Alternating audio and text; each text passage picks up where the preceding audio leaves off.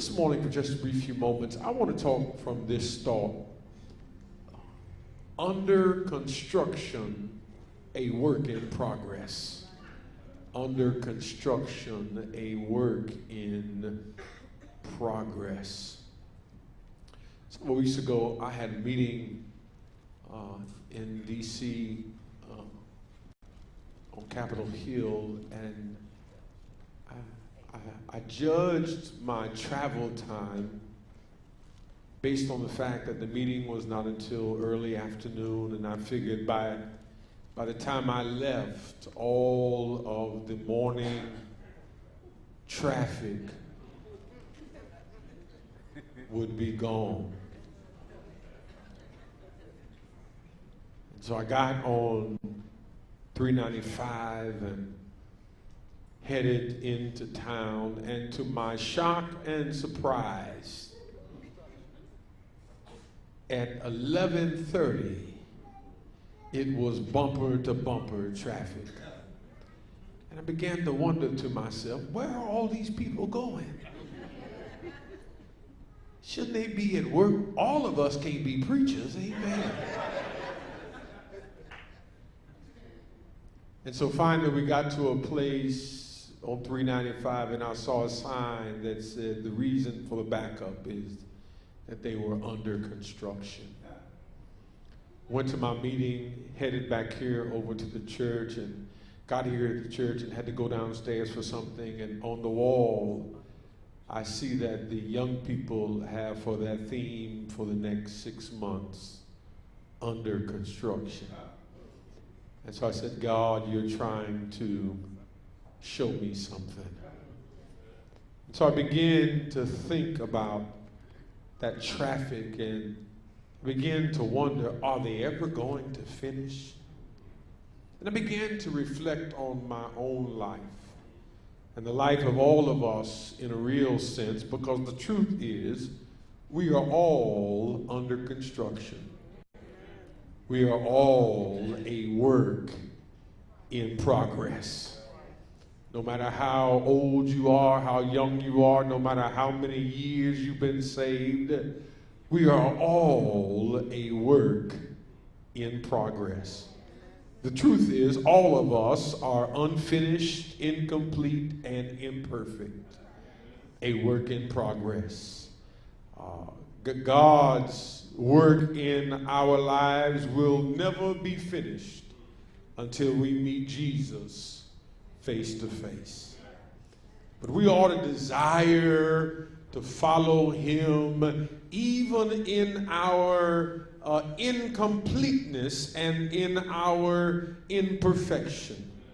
Because I learned that serving the Lord is about doing our best and about trusting God to finish what he first began in us. And so in our text this morning, the sage apostle Paul is writing a letter to his young understudy in ministry, Timothy. And Paul wanted Timothy to know that his life was to be focused on serving Christ so that it could be obvious to everyone. You see, brothers and sisters, there were many people in Ephesus who claimed to be believers. However, when you looked at their lives, you could not see it. And Paul says that one way, Timothy, you can stand out in addition to sound doctrine was a life that reflected the teachings of the Christian faith. And so in the 15th verse, he says, Timothy, be diligent. He says, take serious these matters, giving yourself wholly to them. He says that so everyone may see your progress. Timothy, you're under construction. You are a work in progress. But when people look at your lives, they ought to be able to see a better Timothy today than it was yesterday. I wish I had somebody here. People ought to be able to look at your living and say you are different today than you were yesterday. That you may not be all that you ought to be. You may not even be all that you will be. But thank God God, I see some progress in your life. And so as I begin to think about what Paul says Timothy ought to be diligent about, I realized that he was talking about 5 things found in verse 12. He says in verse 12, he says, Timothy, don't let anyone look down on you because you are young, but set an example for the believers. And he gives 5 things, 5 areas of Timothy's life where, and so when he goes into verse 15 and he says, be diligent in these matters, he's talking about these 5 things that he mentions in verse 12. And brothers and sisters, even though we're under construction, we are a work in progress. Like Timothy, I believe if we would just be diligent in these 5 things, that people will be able to look at our lives and see the progress of where we're going and where we have come from. So let's just quickly look on this holiday weekend at these 5 things that Paul tells Timothy he needs to be diligent in his progress. Number 1, he says the first thing you got to do is you have to watch what you say. Look at the 12th verse. It says, don't let anyone look down on you because you are young, but set an example. And these 5 things, Timothy, is what you set an example. He says, first of all, in your speech. He says you got to watch what you say. Words have power. Proverbs 18:21 says the tongue has the power of life and death. Even though the tongue is one of the smallest parts of our body, it is one of the most powerful because it has power of life and death in the words we say. You don't believe that words have power? Don't you know God, the creator of everything in existence, created all things using what? His words. See, brothers and sisters, the truth is once you release a word from your mouth, there's no taking it back. You can be sorry. You can ask for forgiveness.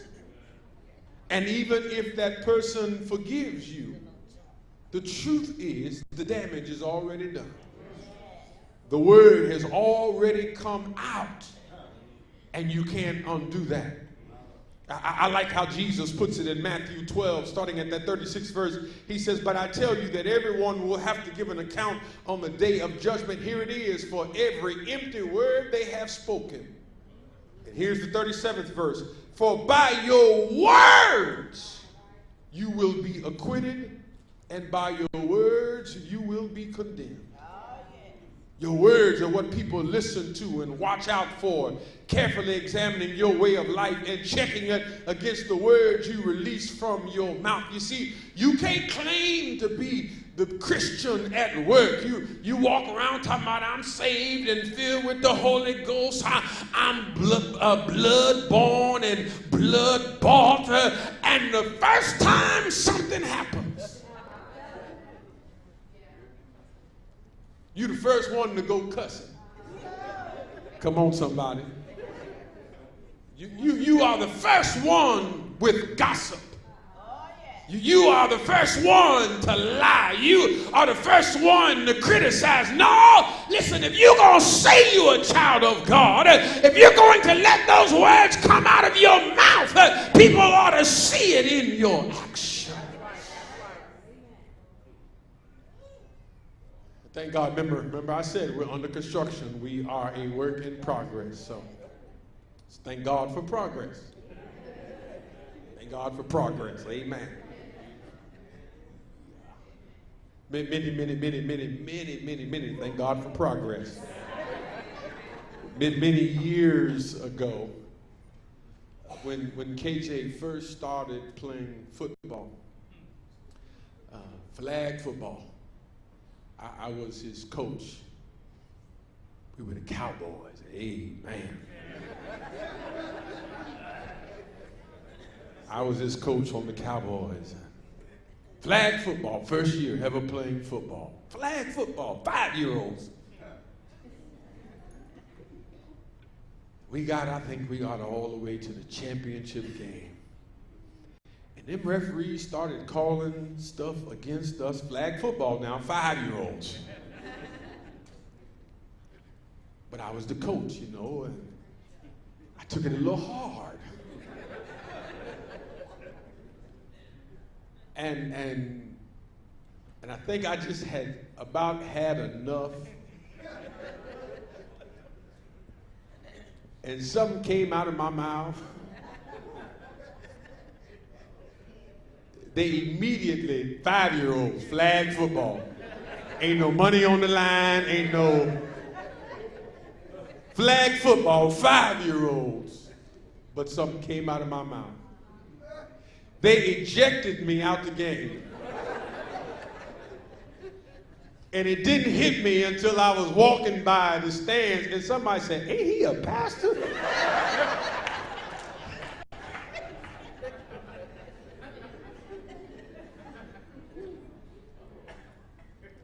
And then I looked over at my wife and she had her head down.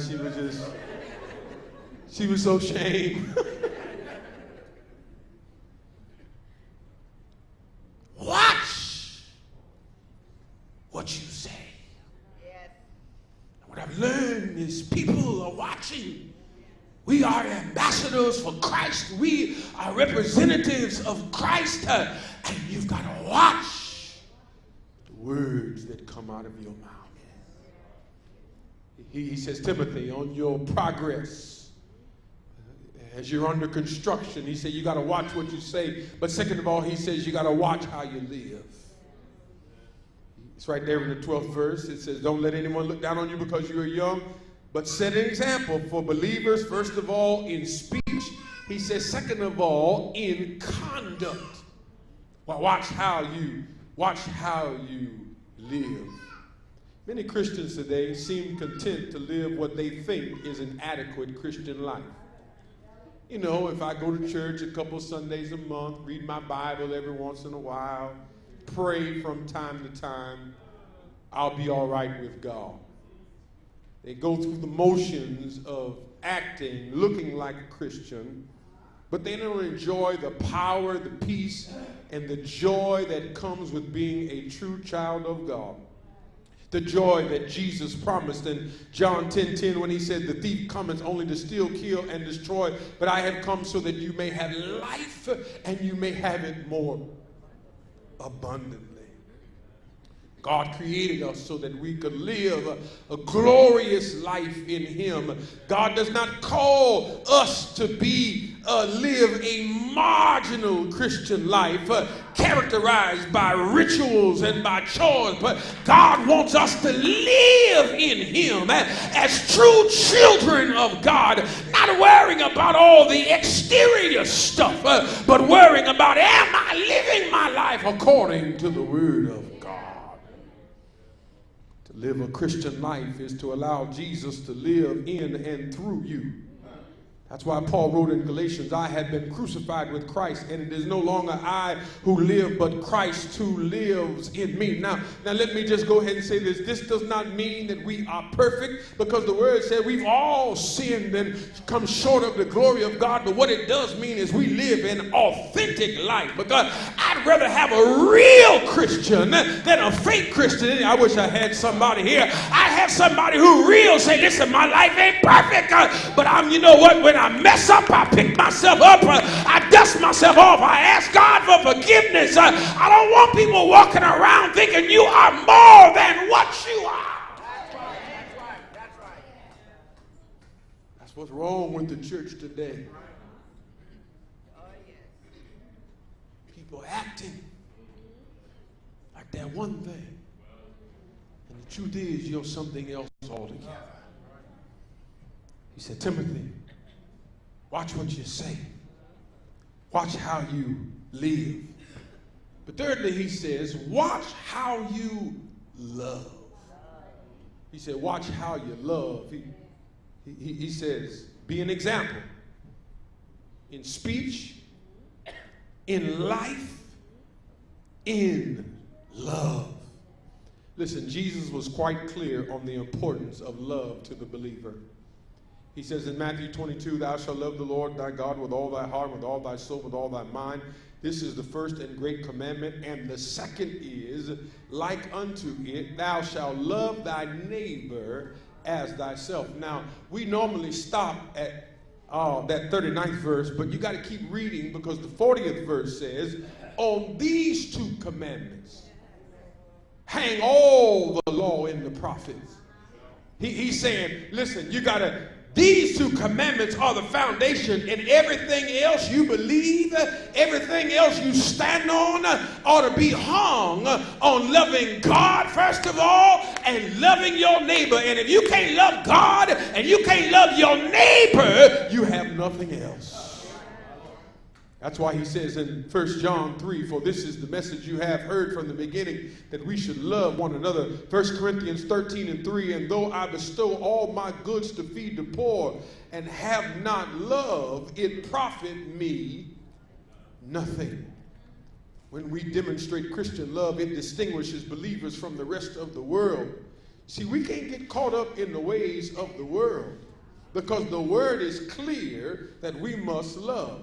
From the very beginning, God's plan was to develop a people that reflected his character. And what is God's character? God's character is love. For God so loved the world that he gave his only begotten Son, so that whosoever believeth in him shall not perish but have everlasting life. God is love. And if you're going to call yourself a child of God like him, you've got to learn how to love. We love God because he first loved us. Whoever claims to love God yet hates a brother or sister is a liar. Y'all missed that. Whoever claims to love God yet hates a brother or sister is notice, he could have used a whole lot of words. He could have said they're fake, they're phony, they're frauds.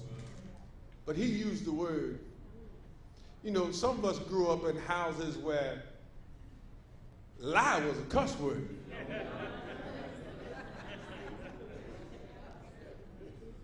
You ever had a parent tell me, oh, you calling me a liar? Because that meant something. That was a serious charge. No, you just didn't call mother or father. And so the word is saying, if you say you love God, but don't love your brothers and sisters, he said you are a liar. Listen, the goal of the Christian life is love. The measure of our maturity is our love for God and love for others. You see, the world says you can pick and choose who you love. The world says it's okay to hate those who spitefully use you. The world says it's okay to hate those who have talked about you. The world says it's okay for you to hate. But Jesus says, no, you don't hate them.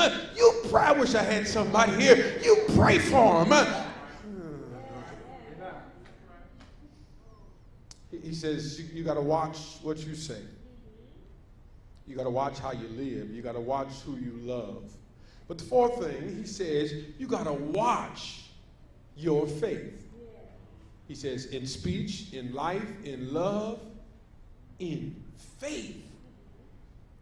Faith is one of the core principles of Christianity. In fact, Hebrews 6:11-6 says, without faith, it is not hard to please God, not difficult to please God. But without faith, it is impossible to please God. Because anyone who comes to him must believe that he exists and he is a rewarder to those who diligently seek him. Faith at its core is deep-rooted in the expectation of good things to come. That's why Hebrews 11 says, faith is the substance of things hoped for and the evidence of things not seen. I don't know when God is going to show up. I don't know how God is going to show up. I don't know if God even is going to show up, but I believe it's possible. I have the faith that no matter what I'm going through, no matter what I'm dealing with, no matter what the circumstances are, my faith says God has the final word. I wish I had somebody here who knows our God specializes in things doing the. I wish I had somebody here who's ever had to walk by faith. You didn't have any money. You didn't have anything but your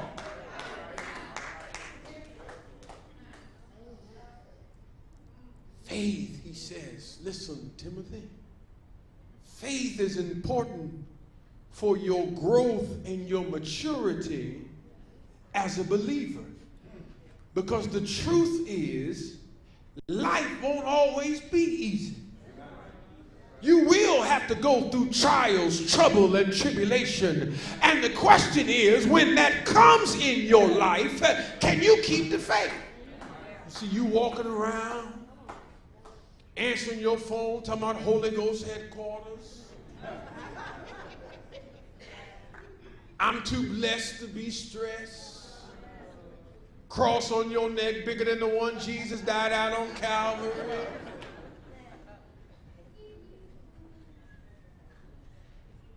But the moment you go through something, you throw in the towel. The moment a storm hits your life, you want to give up on God. Listen, that's not faith. That's why the disciples frustrated Jesus so much. He knew there was going to be a day when he was no longer there, and the only thing that was going to be able to sustain them was that faith. That's why he asked them, where is your faith? Listen, brothers and sisters, keep the faith. Without faith, you can't expect that things will turn out all right no matter what the situation might be. You see, faith is the fundamental foundation of our existence.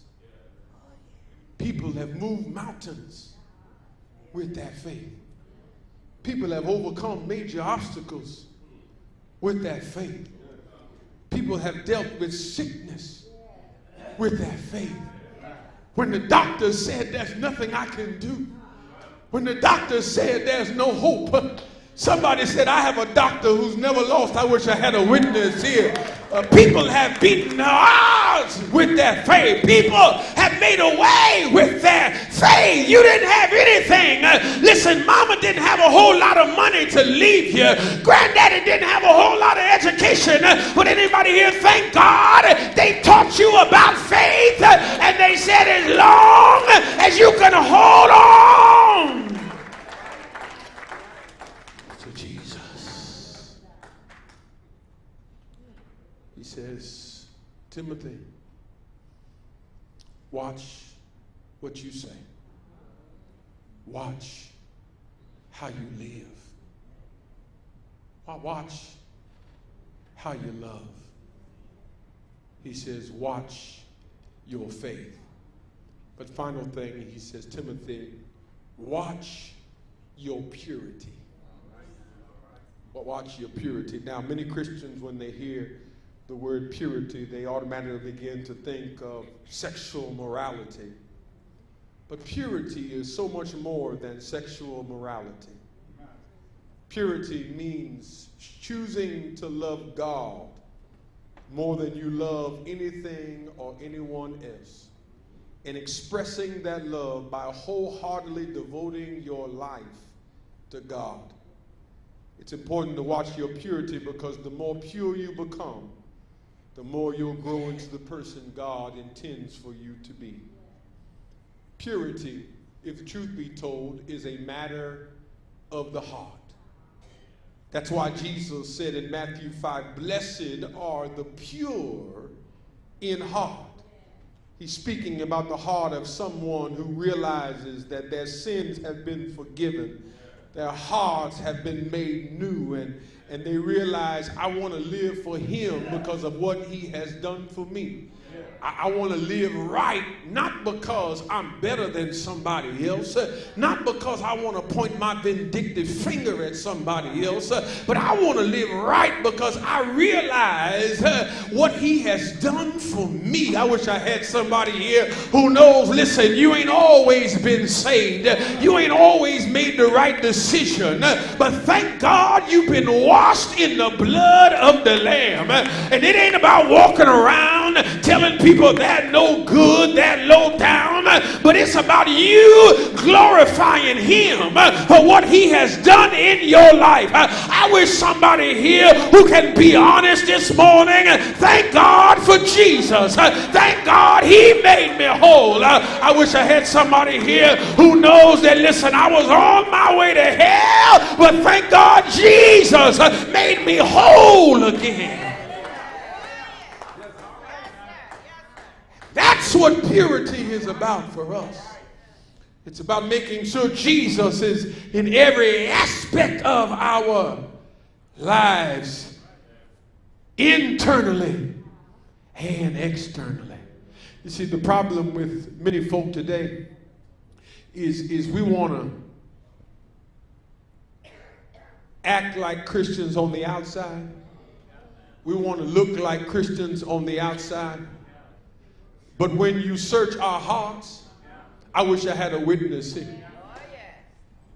You care so much about morality that you want to ban abortion, but you don't want to feed children when they're born. You don't want to clothe. I wish I had a witness here when they're born. You don't want to provide for them when they're born. We have our ethic is situational. I wish I had somebody here. That's why I told the 8:30 crowd, that's why as long as the preacher is preaching about somebody else's sin, you doing all the shouting in the world. I wish I had somebody here. Oh yeah, as long as we talking about the alcoholic, you better say it, Reverend. We talking about that man who doesn't take care of his children, you better say it, Reverend. We talking about the liar, you better say it, Reverend. But the moment the preacher comes down your street, all right, hold up, Reverend. You meddling now? No. All unrighteousness is sin. There are no big sins and the little sins in the sight of God. It's all sin. And since we all, not y'all, we all fall short of the glory of God. All of us need to make sure that we've been washed in his blood. All of us need to make sure that our hearts are right. Listen, I don't care what you wear to church. Some of the biggest devils know how to preach sermons. Some of the biggest don't you know Satan knows how to get a three-piece black suit? Satan knows how to get a white dress. Satan knows how to be a big hat. I wish I had somebody here. In fact, Satan knows how to shout. Somebody will catch that when you get home. Satan sits down all the way. Oh. That's why when Jesus, look what he says in Matthew 23. He says, when he said, woe to you scribes and Pharisees, and he used the word. That's important because most of the statistics tell us that the biggest reason that many folk don't want to come to church today is hypocrisy. It's because hypocrites saying one thing and their hearts being something else. Jesus says in Matthew 23, when he said, woe to you scribes and Pharisees, he said, you hypocrites, for you are like whitewashed tombs, which on the outside appear beautiful, but inside they are full of dead men's bones and all uncleanliness. He says, so you too outwardly appear to be righteous to men, but inwardly you are full of hypocrisy and lawlessness. He says, Timothy, watch your purity. He says, be pure inside and out. Have a life that is serious about Christ. Have a heart that is right, so that when men see you and they see your progress, they will not only see the outside, they'll not only see what you look like, but they'll see your living. They'll see how you treat people. They'll see how you are around people. They'll see how you care about people. You see, we can't be the church and not act like the church. We can't say we're Christians and not act like we're Christians. There are people in the world who are hurting, who are searching for answers. And we who are part of the church ought to wrap our arms around them and say, God loves you, and so do I. You may have made mistakes. You may have messed up. But so have I. And just like God forgave me, God can forgive you. That's the heart of a Christian. Listen, God doesn't need any modern day Pharisees who look like Christians on the outside, but on the inside, like Pharaoh, their hearts have been hardened. He says, Timothy, you are under construction. You are a work in progress. Timothy, watch what you say. Watch how you live. Watch how you love. Watch your faith. Watch your purity. And he says in that 15th verse, he says, if you would just be diligent in these matters, take them serious, Timothy. Not just a passing thing, but be diligent in these matters. Give yourselves wholly to them, so that everyone may look at you. Notice he didn't say, Timothy, they're going to look at you and see that you're perfect. They're going to look at you and see that you're better than everybody else. He says they will look at you and see your progress. See that you're better today than you were yesterday. See that you're better now than you were in the past. See that God is still working in you. God is trying to take you somewhere. We pray that you've been blessed by today's message. Please join us again next week for another powerful word from God. For prayer requests or to order a copy of today's program, write to us at Mount Pleasant Baptist Church, 2516 Squirrel Hill Road in Herndon, Virginia, 20171. That's Mount Pleasant Baptist Church, 2516 Squirrel Hill Road in Herndon, Virginia, 20171.